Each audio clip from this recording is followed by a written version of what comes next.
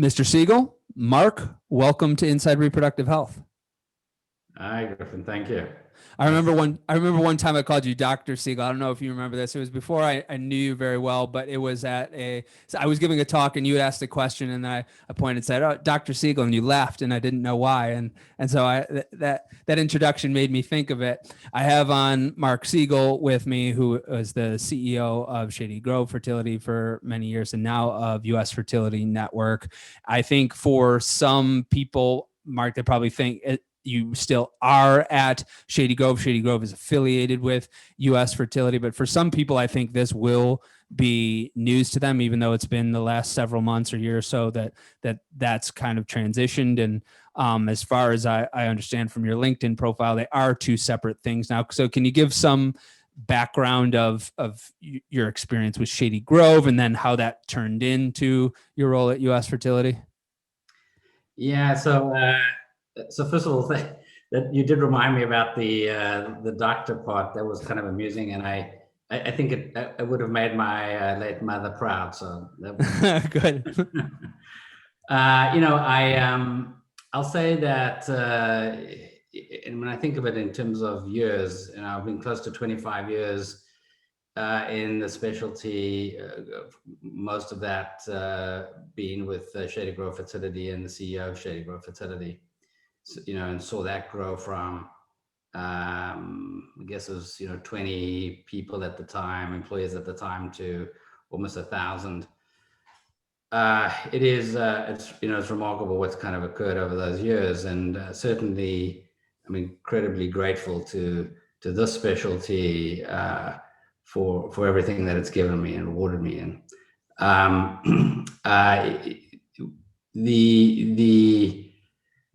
The creation of US Fertility actually, I think, came about. Well, it really came about as a result of the bankruptcy of Integramed, but in many ways it started much sooner, earlier than that.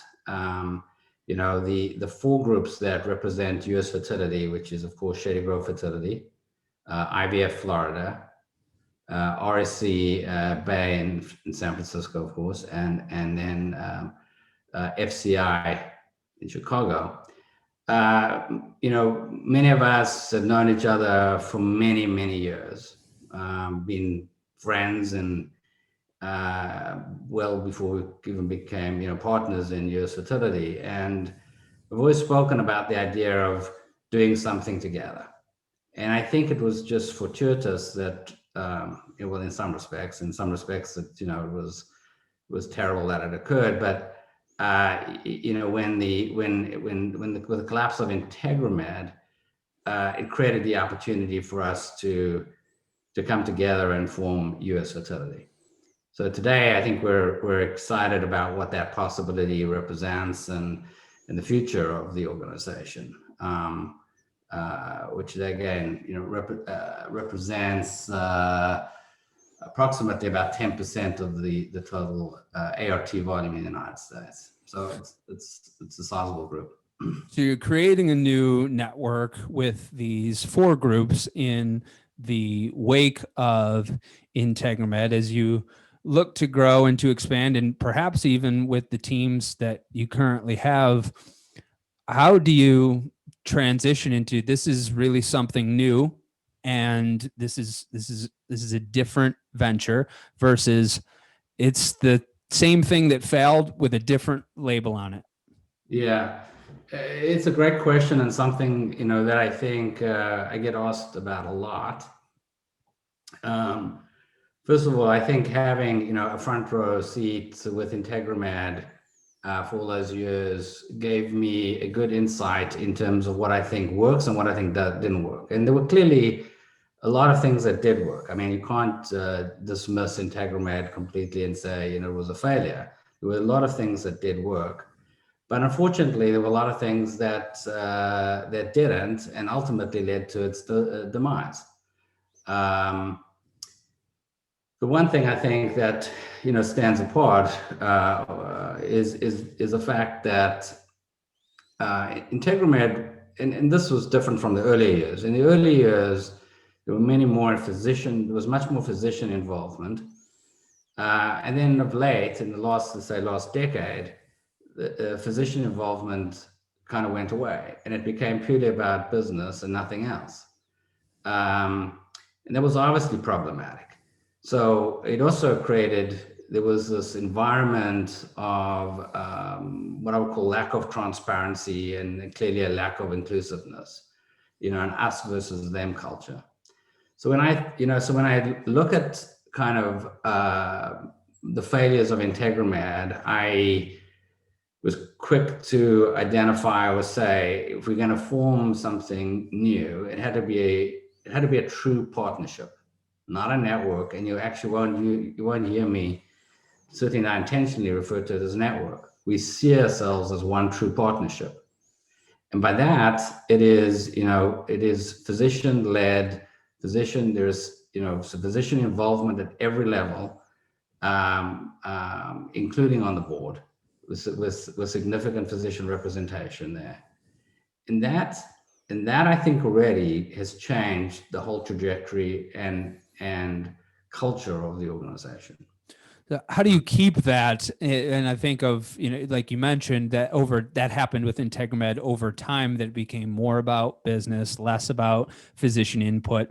I don't suspect that they set out to do that. So what are the tell signs that you look for that happened there perhaps, or that could happen, that you're going to make sure that you retain this physician focused partnership over time? Well, I think it's a hallmark of the group, recognizing that we need to maintain, again, we talk about it being physician led. Today, it's still majority physician owned. Those are important drivers in terms of, I think, where we see the future of the organization. In terms of how we maintain that, the governance structure and model is one where physician ownership and participation is mandated. So we already set that out right in the just from an organizational perspective and structure that can't be changed. And I think the beauty about, again, having the physician input and involvement is, obviously, reproductive endocrinologists, incredibly smart, bright people. They have excelled, for most part, in all walks of life, and so their participation and input has always been, I thought, one of the greatest values of a partnership like this. And again, not to draw comparison to Integramed, because I think, to me, that's a chapter that I'd like to close the books on at this point. But ignoring that component was just such a failure. And so, I look at it as, I'm not going to agree with everything that physicians may have or say about a particular issue. But that I think is a positive. I don't think it's a negative. Having the right dialogue, the right discussion around a particular issue, and coming ultimately to the right conclusion based on appropriate data, I think, drives really good decisions at the end of the day.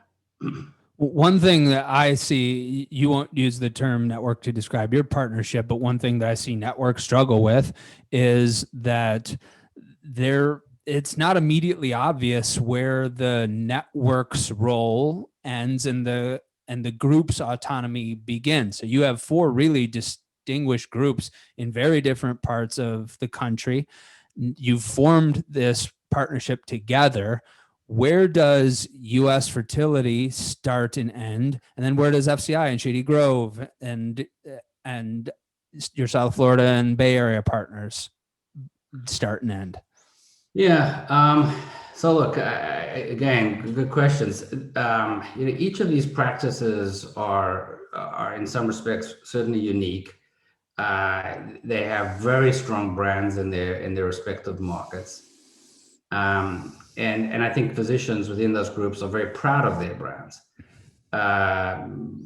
When we talk about it as a partnership, it's because we are vested in each other's success, right? The physicians are not only owners in their individual medical practice, but they're also owners within US Fertility, which is the management services organization at the end of the day. So we look at it in terms of how do we drive best practices.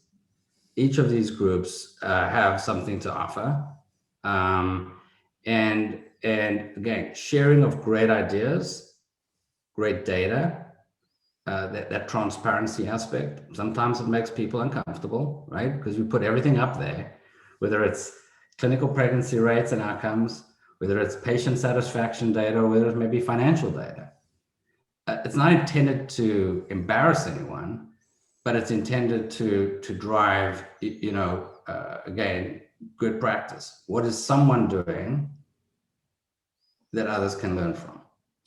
Why'd you decide to go this route? Because I imagine that the discussion may have come up of, okay, we have the opportunity to partner with these great other groups, and they're great and they're in established markets, but we're also great. And we're, if you're thinking of yourself and the people that you started with from Shady Grove, I just think maybe I lack imagination, but I think, okay, I'm going to have this challenge where the partnership meets the groups, or I could just grow my existing group, and it's Shady Grove Dallas, and then it's Shady Grove LA, and and I imagine that you weighed the pros and cons of all of this. Why did you end up choosing the route you did? Yeah. Well, look, I won't say that it's not a challenge to bring 4 independent practices together and then create one larger platform. Of course, that's part of the initial challenge in putting a group like this together. But when I look at it from a Shady Grove fertility perspective, it comes back to, these are physicians that I've known for many, many years, feel very comfortable with them, and in many cases, many of them are my friends, right? I've socialized with them, etc., and known them for many years. So on that level already, I'm comfortable with it. On the second level, there is the recognition that these are great markets that they're in. And ultimately, I think Shady Grove Fertility would have wanted to be in those markets. Now, competing with your friends, not entirely exactly what I'm looking for. So, let's do something together. To me, it was almost just a natural fit. It didn't need a whole lot of thought around it, but it was just, how do we come together and recognize that we're aligned in the thinking? So what do you suppose the current market appetite is for further consolidation and acquisition? Are we going to see this start to slow down, or have we only seen the tip of the iceberg? Well, I'll shift from where US Fertility is, and obviously we think about us as an important partnership that we plan to continue to grow and add other great practices to our platform. But let me kind of shift a little bit and look at that question in terms of a more broader context, in terms of what is the appetite for, I think your question was in terms of consolidation, where does that kind of go? So I think even with the introduction of private equity, this in the last 5 to 10 years, the US is still very much a fragmented market. If you think about, and look, there are some large groups, networks, platforms that are currently out there, right? That are formed. I mean, obviously, US Fertility is one of them, but think of like CCRM, Ovation, Boston IVF, EVRMA, and Prelude. These groups are becoming larger and are gaining more relevance. And I would say that the separation between those type of groups, those consolidators, and the other medical practices that either wish to be not affiliated or remain independent, I think that separation has continued. That's continuing to accelerate. The one thing that I always find an amazing statistic when I kind of think about some of this, once again, kind of in response to your question, think about it this way. This is a very, very small specialty, as we all know, right? Certainly compared to other specialties. And so there's roughly, let's call it 450 or so practices plus in the United States today, groups today. Are you including those in health systems and universities? I am, yes. Okay. Okay. If so, if in terms of just sort, look at the sort Yeah. groups. Yeah. So out of that group, out of the 450, about 16 of those groups represent somewhere around 75 to 80,000 IVF cycles out of this ballpark it out of 300,000. So 16 groups represent 25% of the IVF volume done in the United States today. That's the consolidation that's occurring. But if 16, think about all the other small programs, the 2, 3, even 3 physician type practices that exist out there. And that's where I see still a significant amount of consolidation occurring, or the opportunity for consolidation. Now, not everyone's going to want to join a larger group or be part of a larger group. That's clear. But there is still, it is still a very fragmented market, even though people think about it as, well, private equity has been in this space now for years. Yeah. So you've laid out there's a whole landscape of folks that may be ripe for consolidation in that end. But in our 16 groups that do approximately 70,000 cycles, there might be 5 groups that own many of those. Do we think of those 5 that are we going to see more like SAB, Miller, Coors, right? So we used to have Anheuser-Busch, and we had Miller, and we had Coors, but then Anheuser-Busch merges with InBev, Coors merges with Miller, they merge with South African Brewing, and so do we think that there's going to be more of these? Do we think these 5 groups, or 5 or 6, let's say, are going to go down to 2 or 3 in the next couple of years? So first of all the discussion regarding alcohol is already making me feel like I need a cocktail right now. But set that aside. Look, it's hard to tell exactly where this will go. It is of course very possible that you'll see some of these larger groups, if this is your question, merge within themselves or create even larger groups. If you think about it from the perspective of acquiring or merging in groups, and obviously this is what I do, right?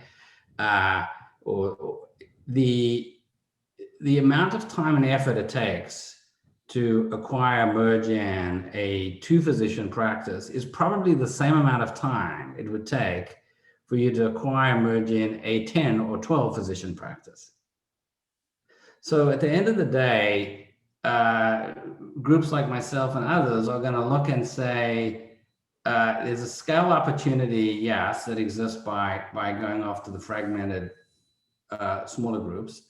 But there's also a bigger play by trying to figure out how to merge with some of the others. Now, again, each of these models are very different, and that's, that's more difficult, in terms of actual practicalities of how that would work, but it's possible, certainly. I have my own strong perspective on at least 1 or 2 of the factors that are driving this, but certainly not all of them. What's driving all of this from your estimation? Yeah. So I would say that physicians, like every other group in humanity, is prone to kind of the FOMO syndrome, right? This fear of missing out or being left out. I think there's an element of that. Let's just say, recognizing there's something bigger than myself here, and I want to be part of it.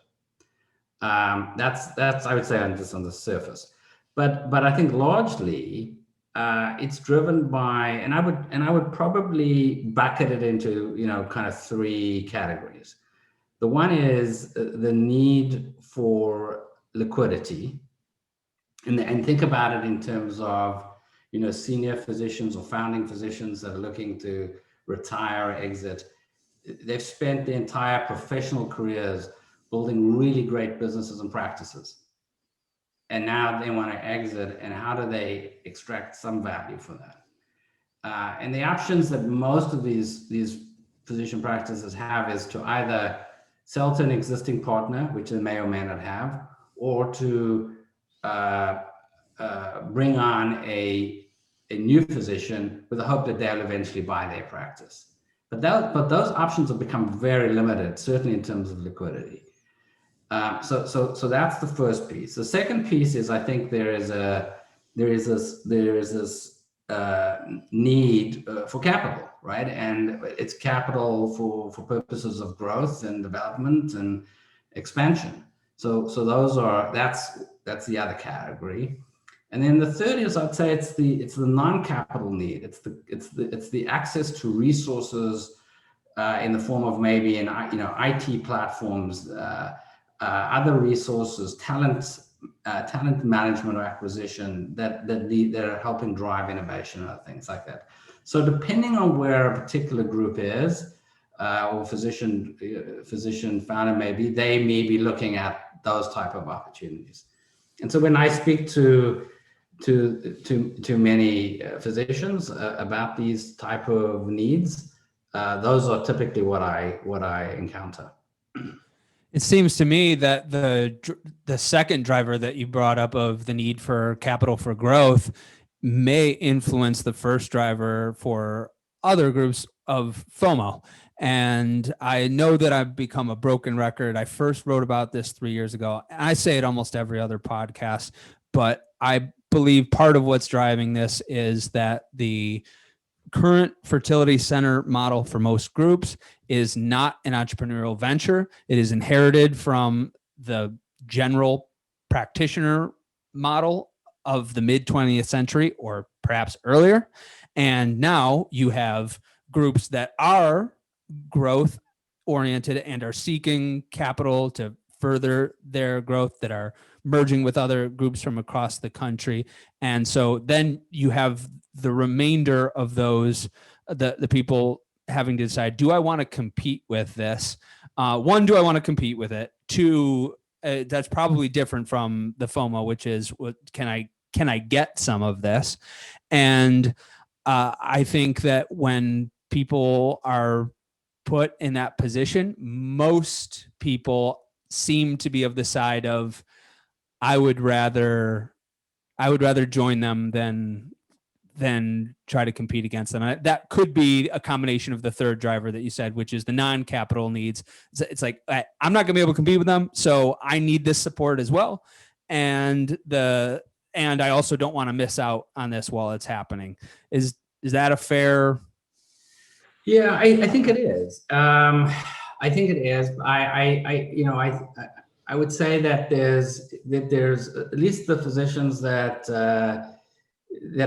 I gravitate towards or find an affiliation with are typically those physicians that are more entrepreneurial in nature. They are interested in building something bigger again than themselves, and so they're looking for the platform for growth. Is how do I get to do what I think I'm good at, which is, seeing patients and being a really good doctor, but also I want to be something of building something that I can be really proud of. And so when you can put those two things together for them and give them the tools and the platform on which to grow, you've achieved exactly what they're hoping to do, right? Which is you found the right partner. And it takes time because not everyone is in that mindset. I think you're exactly right. Is it the tools or is it doing the growth for them? Because I think there are some firms like mine, maybe groups like other consultants or There are a few other, there are different solutions for being able to grow and maintaining equity. But if I sell equity, then someone else is also responsible for that growth. So is it helping them grow in many cases, or is it, hey, I'll do my part and you keep the machine moving? I think it is, again, I think it's a partnership. I think you got to be able to do both. The way I like to speak about it, especially when I'm talking to maybe a new physician coming out of fellowship, is I would say to them, we provide you with the tools. We both based on experience in terms of what has worked, what hasn't. So these have been, pressure tested, and we provide you with the tools in which to help you succeed. But if we just provide you the tools and you're expecting us to do, us being whoever it is, the management team or the existing practice, do all the work, that doesn't work. You got to bring something to the table and drive that innovation too. You've got to be vested in the success. If the worst thing for me is the physician that takes the attitude of what have you done for me lately kind of thing. We're in the same partnership together. I want what's best for you, and hopefully you want what's best for me, and we work together to drive a great outcome. How is all of this impacting practice valuation? So I think well, let me say if I look at it over a 25-year period, and again, I'm trying not to age or date myself here, but I would say that and again, in 25 years I've been involved in both healthcare and then also in fertility. The valuations for practices in general, I think, have increased significantly, and this, I would say, is being driven in part by, of course, the participation of private equity, but also today, valuations have become quite frothy, or and that's largely, I think, driven a bit by the low cost of capital or low interest rate environment we find ourselves in. So yes, valuations have increased, but I will say that valuation between practices really differs significantly, right? A larger practice or platform is typically going to have a higher valuation multiple than a small practice. That's just the reality, and it comes back to this idea again of what helps move, what helps move the income needle. How creative does a particular acquisition or bolt-on or tuck-in become relative to larger platform? And I know I am going to pay more for a larger group than I'm going to pay for a smaller group in terms of valuation multiples. The same thing applies at the private equity level when they're looking at acquisition of particular platforms. So I think it does the size does influence valuation. I'd also say that there's a difference between size and platform, right? And so that's not always fully understood. Just because you're large medical practice or fertility group doesn't mean you're a platform. By platform, I mean you have all the services needed, right? All the resources needed to scale. Because at the end of the day, this has to be, if you're talking about a platform play, you're talking about the ability to scale. Whether you're going from 90 physicians that we have today within US Fertility to 300 physicians, okay, your ability to do that has to be relatively straightforward and easy to be able to do that, right? Otherwise, it's not a platform at the end of the day. So, And that's so how should practices be calculating for this? Because I think most probably people are mostly thinking about EBITDA. How should they be calculating either their how their platforms prospects for scalability come into play versus just that this is where we're at with EBITDA? How should practices be evaluating? Yeah, so Griffin, you're a business guy, so you're speaking my language already when you speak about EBITDA, right? But most physicians don't think about EBITDA. In fact, very I few. think they are now, Mark. I don't know if they were 10 years ago, but I bet you every single one of them knows what EBITDA is now. They know what EBITDA is now, right? That's good. But most of them think about it in terms of valuation multiples. What's the multiple, right? And you and I would both know that really a multiple is just more of a function of the EBITDA at the end of the day, right? Of the enterprise, of its enterprise value, and therefore, what are you paying as a multiple of that enterprise value? But it is so. So in terms of how are they thinking about this? Yeah, the larger the group, I think some of them are looking at us and recognizing if they've done some homework on this or explored this. They're recognizing that being together with a larger group, right? That they're going to get more. They will value their business. They will value their enterprise at a higher valuation multiple than they would if they were just by themselves. The ability to extract value at the end of the day, and look at the end of the day, what is the value? Why are they extracting value? It's a reward for the effort that they've put in over years. That's what they're getting paid for. You've built an amazing business. You've built an amazing practice, great reputation. You should be rewarded for that. But the recognition here, what's occurring now, because I think these physicians are becoming more sophisticated in their thinking. To your point, they now understand what EBITDA is for the most part, right?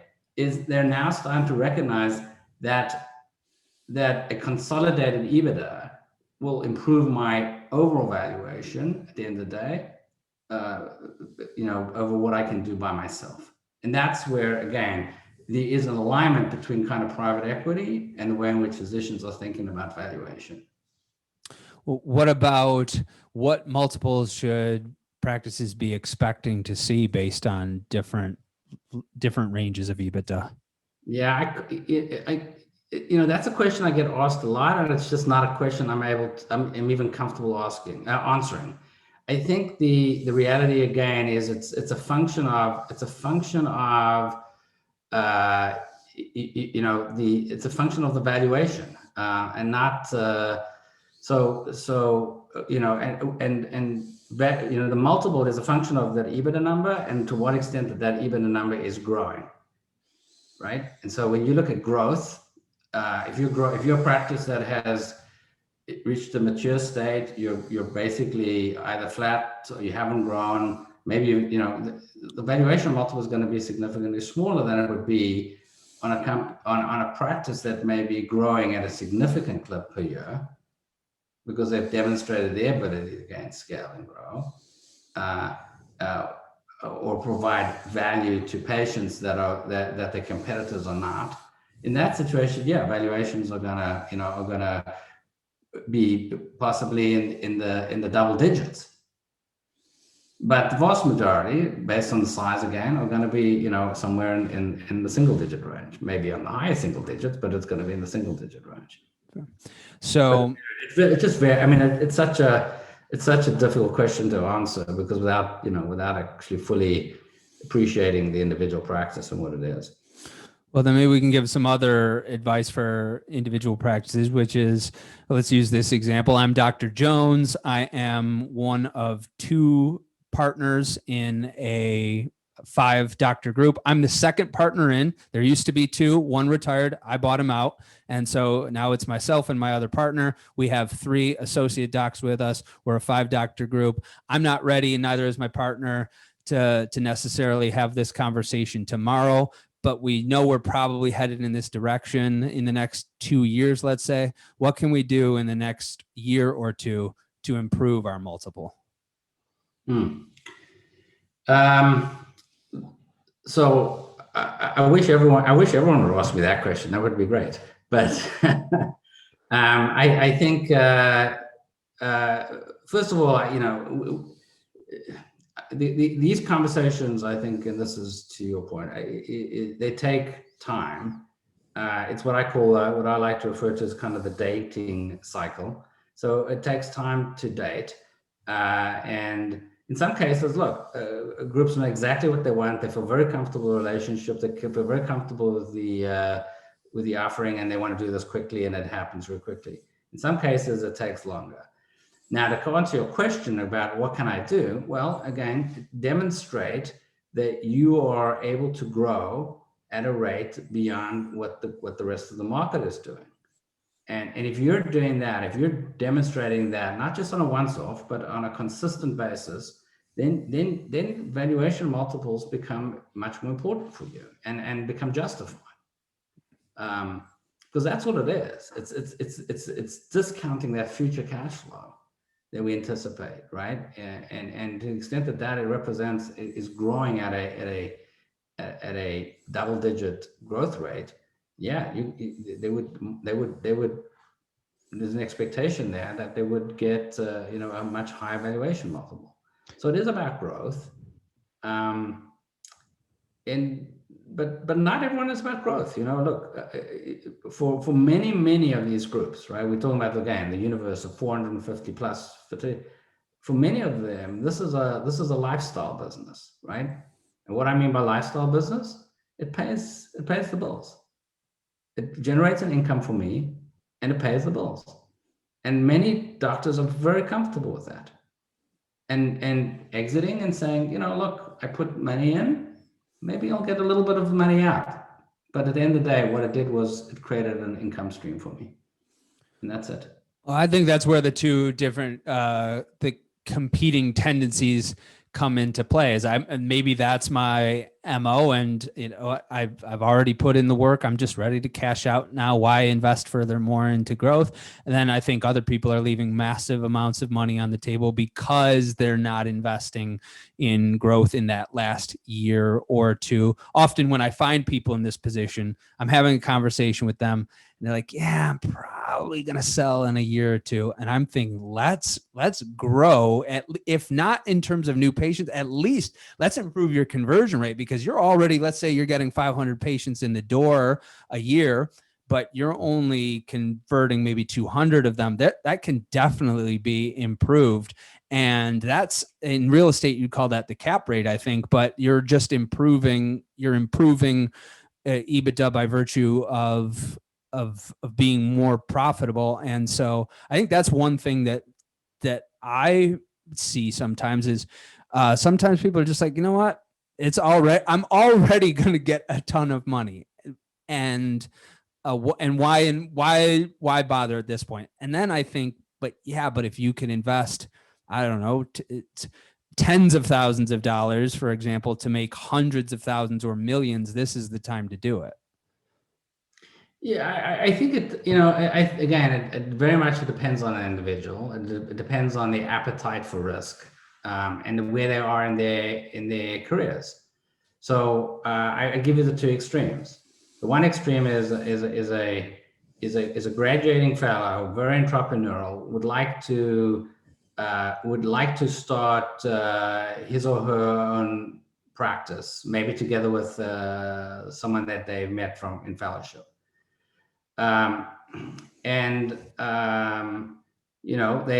are burdened by often student debt, student loans, those type of situations, and now I've got to build out a practice whereby they've got to take out personal loans, guarantees, various other things to build out what is often it's a very expensive endeavor to build out a surgery center, laboratory, embryology lab. I mean, these things, this is not inexpensive. So that's the one extreme, right? And it's whether or not can I take that risk at this age, having just come out of, just essentially graduated or finished fellowship. And the other extreme is you've got someone that's near the tail end of their career and looking and going, well, I've been in this, I've been in this lab, the space for the last 20 plus years. It's really outdated. It's no longer meeting quite the need, but to upgrade it or to increase it so that it can accommodate future growth and the size of, of the number of cycles that we would need to do over the next 10 years. Well, that's going to cost me, $3-5 million in order to build out the facility I need.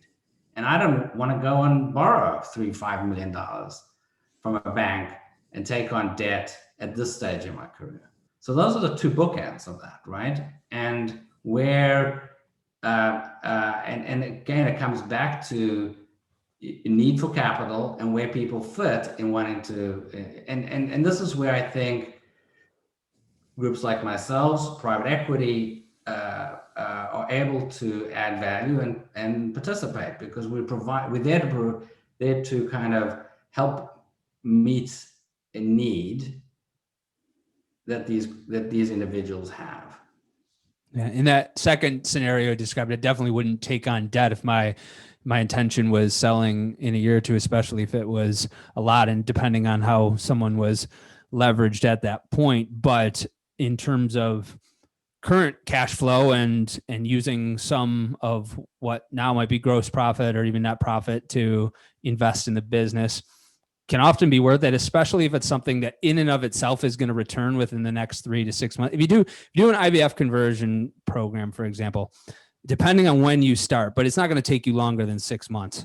And so 3 to 6 months to install that, maybe your profit goes down for a little bit while you make that investment, but it immediately gets returned. And then you're also getting the value of the growth that you've put on the practice. So that's what, to me, that level of investment makes more sense at that stage than taking on debt.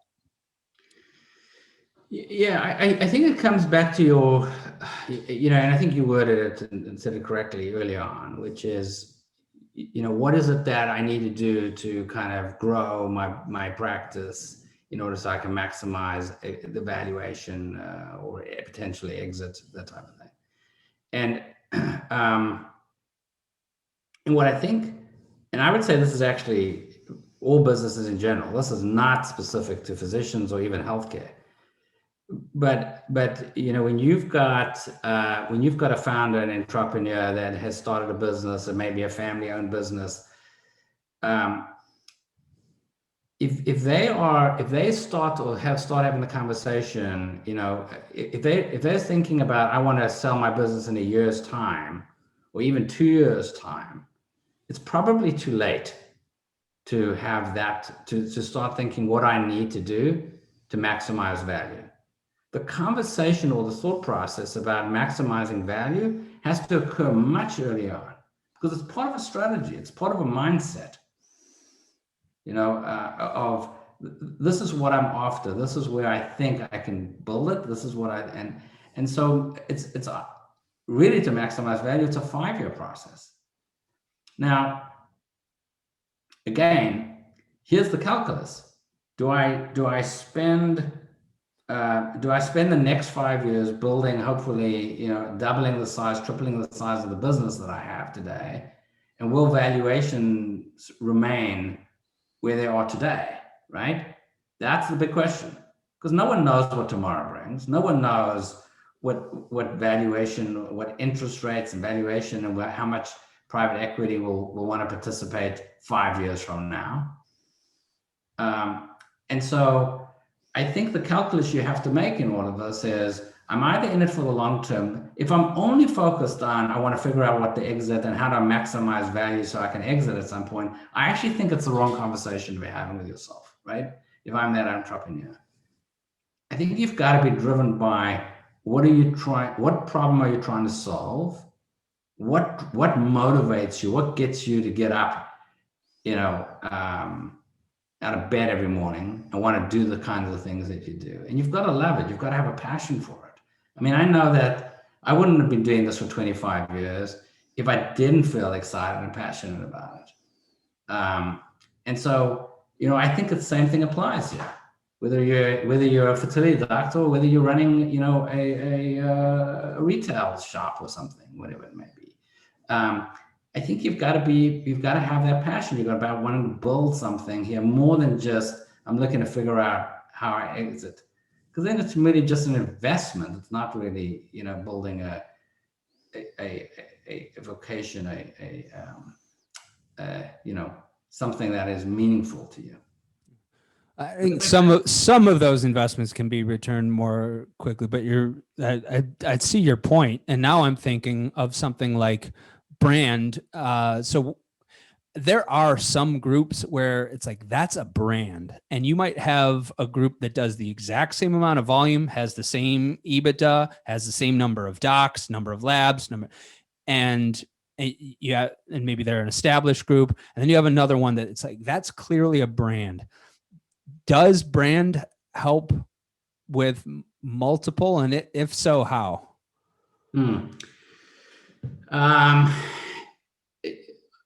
I would say, I would say that certain brands clearly are dominant, right? If they are a consumer brand, if it is a patient brand, it is well recognized. Those not only drive the kind of conversions you're talking about, the pipeline of patients, etc. I think, and ultimately lead to the kind of valuation issues that are important in this context. But yeah, look, I'll tell you, as US Fertility, right? It's a new brand, just only a few months old now, but it is supported by 4 individual groups that have tremendous brand equity. Now, I'll ask you the question, if I can turn around a little bit in terms of the interviewer here, asking the interviewee, when I think about that in terms of a brand idea, I've got 4 different brands and 5 with US Fertility, right? Mm-hmm. And ultimately there may be others that come into that mix. But how do you reconcile the fact that a group may exist within a particular market and have huge brand loyalty and recognition versus saying, let's consolidate all that brand equity under one name that doesn't yet exist? I get that brand, changing a brand is something that is done by people, by organizations often, changing the name and brand is something that happens often, but it is certainly a challenge from where I look at it, right? In terms of it's a huge challenge. Yeah, that's why I asked the question about why go that road as opposed to the Shady Grove of just like expand Shady Grove. For instance, you mentioned, well, because we have these, we're friends with these folks. We went in on this together. That makes sense. And we're both giving each other a little bit of free consulting here. My view on this brand issue for networks, because I know you're not the only one thinking about it, is how long do you want to play this game for? So meaning that you're always just going to continue to have this challenge. You do have a challenge right now of we've got really established brands, and do we threaten that by becoming uniform? It's like, do you want to do it now or later? And I think that there just is a fundamental, you will never get the scale of brand that we see in other segments without having a unified brand. In other words, 100% in agreement with you. 100% in agreement with you on that. But of course, it's a balance, right? That's got to get maintained. And so, look, the inside joke here within Shady Grove Fertility is, that's probably got to be the worst name possible, but yet, it's grown into the largest brand. It works somehow, right? So yes, what's in a name? I don't know, but something. What does Nike mean, though? What does Google mean? Nothing. Brands are established. Yes. Look, I would agree 100% with you. I mean, the ultimately, I think you need to figure out how to consolidate a brand so you so you can maximize the efficiency and resource. It's not Chicago coffee brought to you by Starbucks. It's not Kansas City coffee brought to you by Starbucks, or Joe's coffee brought to you by Starbucks. It's Starbucks. And I think that's ultimately, I think that's a big inhibitor to scale. I see why people don't want to do it, but in my estimation, I think that's what ultimately wins. So, and some groups are better positioned. Yeah, no. I think you're preaching to the choir on this one. I think I'm an absolute believer that there needs to be at some point, a consolidated brand, certainly within maybe a US fertility context again. But out of the orders of priority, that's probably not at the top of the list in terms of driving. Where the focus is today.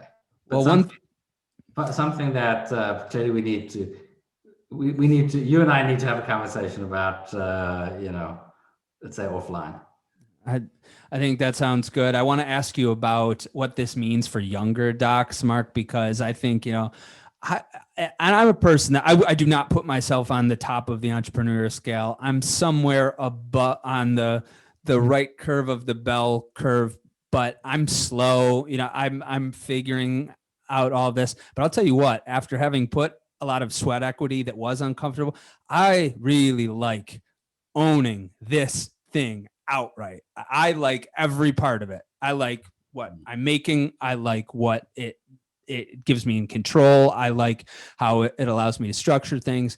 And a lot of people had that opportunity because they started their groups either in the mid 90s to the mid 2000s. Now they're cashing out. But what about these docs coming out now that is it going to be 20 years before they can buy into groups like yours? What does this mean for younger docs? Yeah, so I think each of these groups, as you put it, I think are different, right? They are certainly different in the management philosophy. I think they're different in physician alignment, how they work with doctors, all of that. Each one of them, I think, are different. What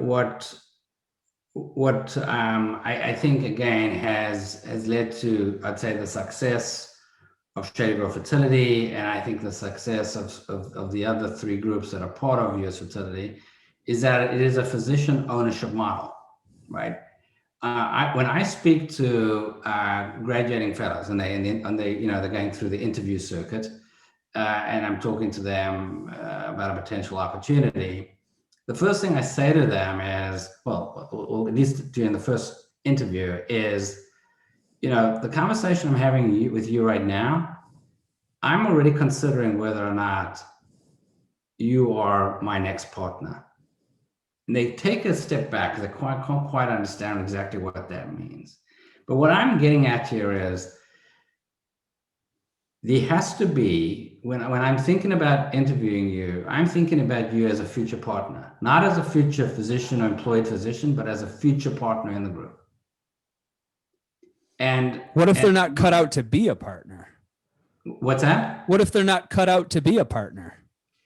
Yeah, and look, that's why I think there's some that, for some that it's not the right fit, right?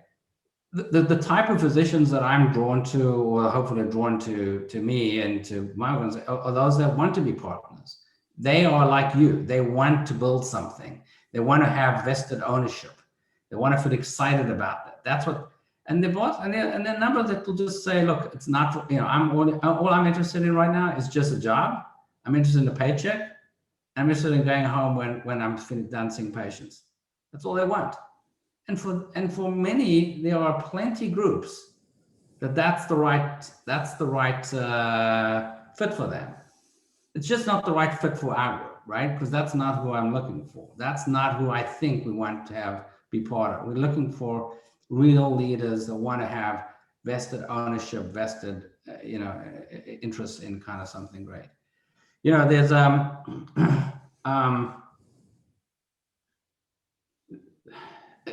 it's a very interesting. I don't know if I've ever discussed this with you before, but it's a very interesting dynamic that exists right now, especially with related to graduating fellows.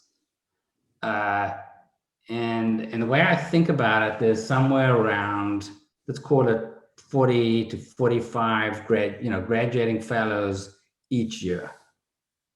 And this is throughout the entire United States, right? Yep. And maybe another 10 in Canada, if that. That's so it. Just take the US, for example. And out of that, let's call it 45. Out of that, somewhere around 15 or so will decide to stay within academic medicine. They won't want to go outside of academic, and that's fine, right? But that leaves you with, let's call it 30, of which 10 are probably in the category we just spoke about, which are, I'm 9 to 5, I'm really not interested in doing anything beyond a paycheck. I'm a good doctor, but that's not what I'm. So for me, that eliminates, let's say 10, and now I'm left with, let's say 20 at most through the United States, of which they're probably 40 to 50 practices looking to recruit doctors in any 1 year. That disparity that exists between the supply and demand of new graduating fellows is so vast that it's creating this. It's creating, I think, a problem for our specialty, to be perfectly honest. I mean, it's great if you're coming out of fellowship, you're being courted and wined and dined and by many groups, and you get to pick, what you'd like and what you don't like. But it's very problematic in terms of being able to find the right balance, because again, if you're a two-physician practice, maybe you're a single doctor trying to find the ability for you to potentially hire someone out of fellowship is almost impossible.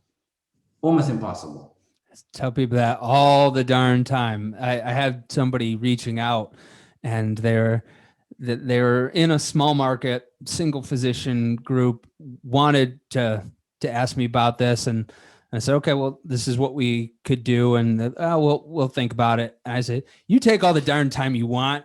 You're not in a good position. If you do, you might be able to find someone by stroke of luck. If you do, they will have all of the leverage, because you're not getting somebody else in that market for that size group in the next few years. So even if you have somebody, I think it's causing people to really stretch. I think this is also one of the drivers for why we're seeing consolidation too. There's lots of people in these groups in these size markets. They just can't get a younger doc to take over. That's exactly right. It's exactly right what's happening. And I think, again, US Fertility, we will hire within the next 18 months. We'll hire somewhere around 10 to 14 of the graduating fellows over the next 18 months. Yeah. 10 to 14. Yeah. That list that I said was down to a population size of 20. Think about that for a second. Yeah. I mean, that's how crazy this market has become, right? Yeah.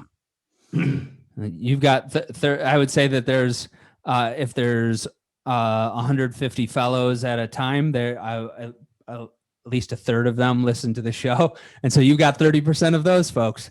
And so, Mark, you've given us a lot of really great insights about what's happening with consolidation and acquisition. How do you want to conclude about the impact that private equity is having on physicians and patients in the field now and in the future? Yeah, look, I would say private equity, there's no question, private equity is here to stay, right? It's not going anywhere. And there will always be this need for capital and liquidity.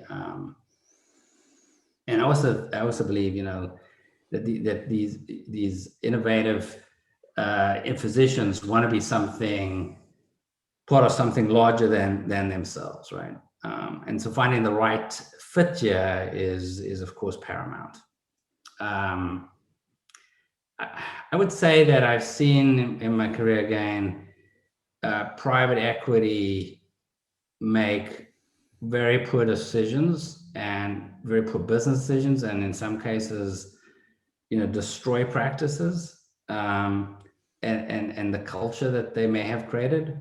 But I've also been very fortunate to be part of groups that I think have driven real value and innovation that's benefited both physicians and patients.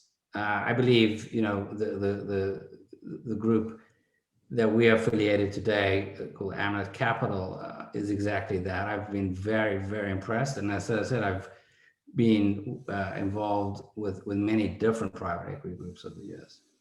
I think there's this misconception about that private equity, what it does is drive costs, and and therefore that impacts quality of medicine. And I think that's actually a false narrative. I think it's a false assumption. You think it's false that it drives them up, or because they're seeking profits, or drives them down for efficiency? Which one of those do you think is a fallacy? Yeah, I think it's a false narrative that driving down costs drives down quality of medicine.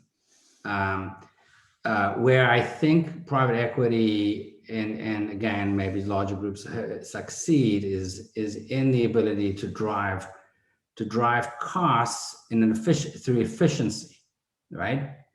And to me, driving down costs, which hopefully at the end of the day implies driving down price to patients, or driving access through increased payer contracts, etc., leads to better access to patients.